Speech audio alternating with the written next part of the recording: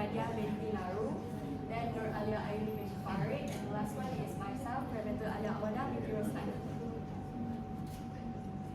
So the table of contents for our assignment is, the first one is introduction, and then interviewee background, key concept, analysis of interviewees. The fifth one is SDG, and the last one is references and full interviewers. So moving on to the next slide, we will start with the introduction. So under introduction, we have the community that we choose, which is Form 6 students, Form 6 community, which is representing diversity on these societies by looking into the way they speak daily and also intellectual discussion. And then our objective, we have three. The first one is to identify the language variation among the Form 6 community by examining their regional dialects, slang usage, and also linguistic preference. And the next one, to observe the social factors including the language used by them. Then last but not least, to investigate how language use can affect education's quality. So this is the background of our interviewees. So the first one, we have Mrs. Adriatun Muhammad Adam, or throughout the whole presentation, we will call her as Teacher Atun. And her role in community, she is a Form 6 Muat teacher, and she is Malay. The next one, we have Nur Afika Madati binti Muhammad Musa.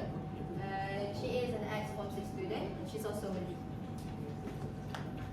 And our last interviewee is Mubarak Oloh Antagun Muhammad Munirdin Olodo Al-Shafi.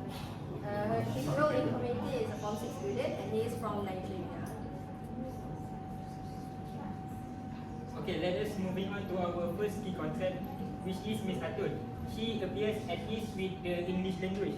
It can be seen by how smoothly by her answer for our in the interview session. And then she also used an example as well. The reason is to provide understanding and comprehension to our interview session. And the last one is she also used proper language naturally in her remarks during the interviews, given her background as an English teacher. So for our second interviewee, which is Afika, when it comes to addressing those queries, she is quite simple. She does not elaborate on her answer for our interview that much. She also prefers to use simple grammar throughout our interview session. And she also needs sometimes to answer all of the questions that we provide to her before the interview session started. It indicates that she is not really good in English. Okay, so for the last key concept of Mubarak, as you guys know, he is a Nigerian, so he can speak in multiple language, which is Malay, English, Nigerian, and Arabic. And that makes her really good at using language in different situations and with different people. Aside from that, he also understands how people from different places or groups might talk differently. That makes he can know when to talk informally and formal language. Last but not least, he also tends to talk with fast pace, but then he had to slow down in the interview. Okay, so I will start with I will move on to linguistic variation, which is social background and geographical location.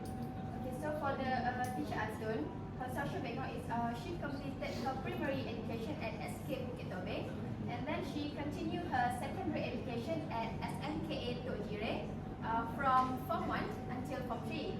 Then she received an offer to study at MRSM Perkara Cepa for Form 4 until Form 5.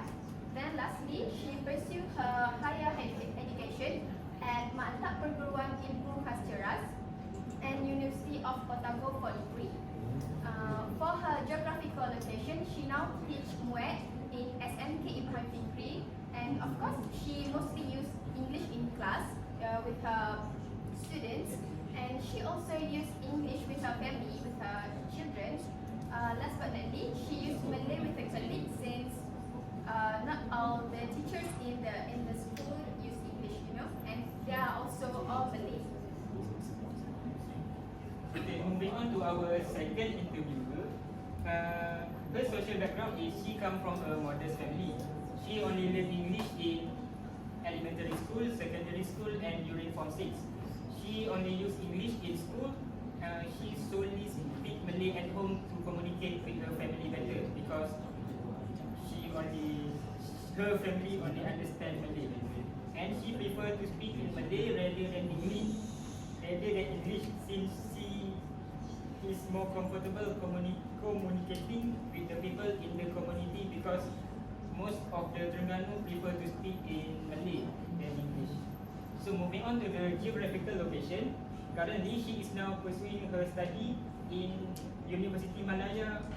She only use English during her classes only.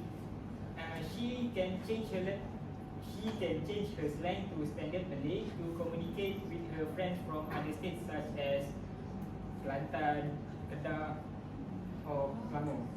Because most of them does not understand her Terengganu dialect. When she speak in English and Malay, her Terengganu accent is still noticeable. So next, let's move to Mubarak's linguistic variations. So his social background, I put here, it's almost about it's about himself. So his family first come to Malaysia in the year of 2009, and then he learned at the International Modern Arabic School at Kuala Lumpur to pursue his to learn at primary school, and then at Kuala Lumpur, and then he continued to pursue his study for primary school in SK Complex Kombadak in Terengganu, and then he continued his secondary school at SMK Complex Kombadak, and continue for the Sijil Tinggi Pelajaran Malaysia at SMK Ibrahim Fikri. And his first language is English, which he most use English with his family, and then followed by Malay, which is with his friends, and then Arab and Nigerian. So he also will only speak Nigerian when it is needed. And then for geographical location, he's currently studying in SMK Ibrahim Fikri to further Sijil Tinggi Pelajaran Malaysia. And then he uses Malay to communicate with his friends because it is more convenient, because he states that he and his friends are just the same age. So it will be better for him to use Malay. And then at home he uses English more because English is his first language. So now we move on to sociolinguistic elements. Based on their language variation, this is their code switch, dialect, and register. His four teachers are Teacher Atul. She said that she used English, of course, in class, but she will mix with Malay when necessary. Like in the interview, she said that I try to use fully English in class, but we'll use 60% English and 40% Malay if needed. Because all of her students are Malay, so when they doesn't understand, so she will switch to Malay in her class teaching. Okay, so for the dialect, in the interview, her Terengganu dialect can be heard from the way she speak English.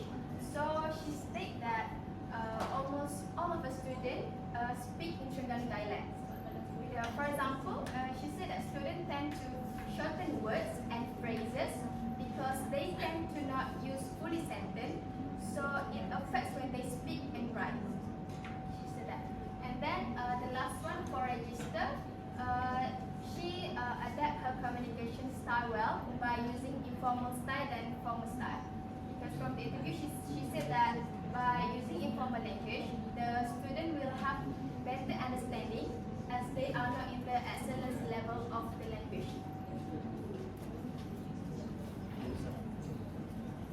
So based on the language variation, these are her code switch, dialect, and register. For code switch, she used standard Malay when talking to her friends from different states, such as Kedah and Selangor, because they are not quite understand Terengganu dialect.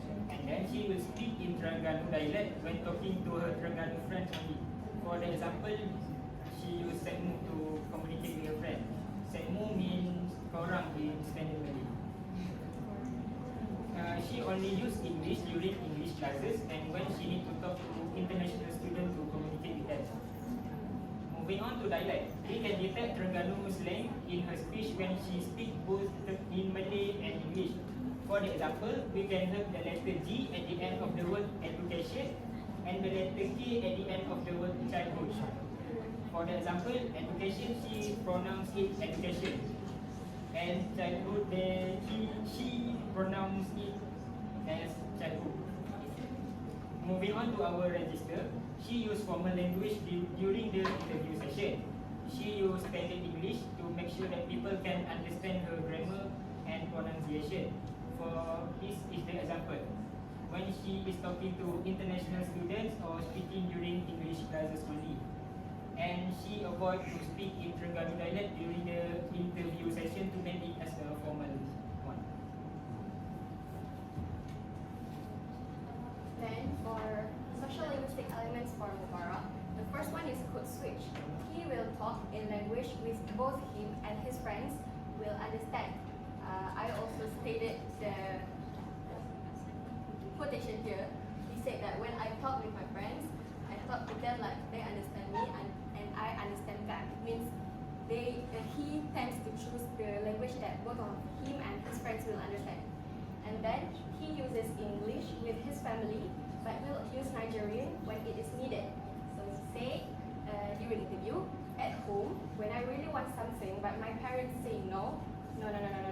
When I really want it, I will switch totally to Nigerian until I get what I want. And then for dialect, the interviewee indicates that people from Kuala Lumpur will use standard Malay, and people from Terengganu will not use standard Malay. The interview also shows that he is excel in speaking Terengganu dialect, and he can speak very well. So for example, he said that like if someone from KL, they use IU, they mix English and Malay. But with the Terengganu ones, they use the dialect more. They don't use IU, they use akumu, like that. And then the last one is register. He uses both formal and informal English during the interview session, and then he speaks formally with the teachers and vice versa with his friends. He talked formally to his teachers to show his respect, and not formal with his friends because they are just the same age. And the last one, he uses simple English words, and he tries to not talking so fast. So he states that when I talk with my friends, I talk to them like they understand me, I understand them. But sometimes I talk fast, so they become, oh, okay. And then after that, what are you saying? Okay, that's when I know I need to slow down. So when I slow down, I feel like I stammer much. I can't talk fast.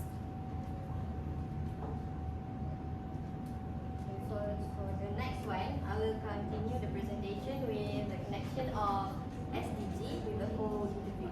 So first, what is SDG? SDG stands for Sustainable Development Goals, which have a set of 17 goals adopted by the United Nations or UN. And these sets of goals are to establish or to address various social, economic and environmental challenges with the aim of creating a more sustainable and equitable future for all people.